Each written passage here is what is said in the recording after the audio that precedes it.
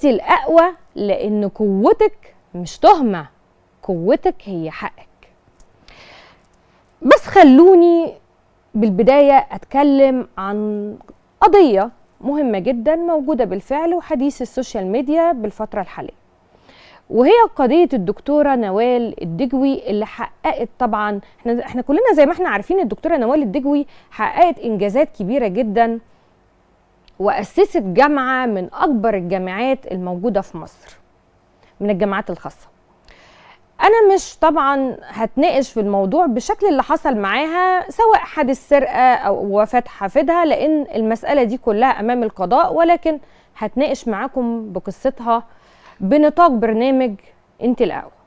في البداية أحب أقدم التعازي للدكتورة نوال الدجوي وأسرتها الكريمة، وبقول لها ربنا يصبرك وانت الأقوى والبقاء لله. عاوزة أقول لكل ست ولكل بنت بتمر بظروف صعبة بحياتها وبتاخد المال شماعة، وعدم توفر المال إنه شماعة بتعلق عليها عجزها وضعفها في تحقيق طموحها والوقوف بصمود وعزم قدام المجتمع وفي المجتمع. أنا عايزة أقولك أنت غلطانة. احنا قدامنا مثال حي كبير للدكتورة نوال الدجوي. الدكتورة نوال الدجوي إنسانة حلمت وقررت ووصلت لحلمها، ولكن بكل أسف المال كان بالنسبة لها نقمة مش نعمة.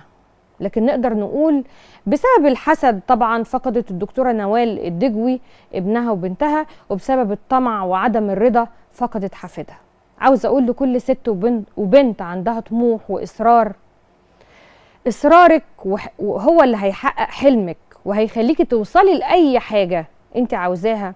في مصايب بالدنيا مش بيكون المال هو السلاح اللي بيحلها، بالعكس احنا شفنا المال اوقات كتير جدا بيكون سلاح بيدمر مش بيحل.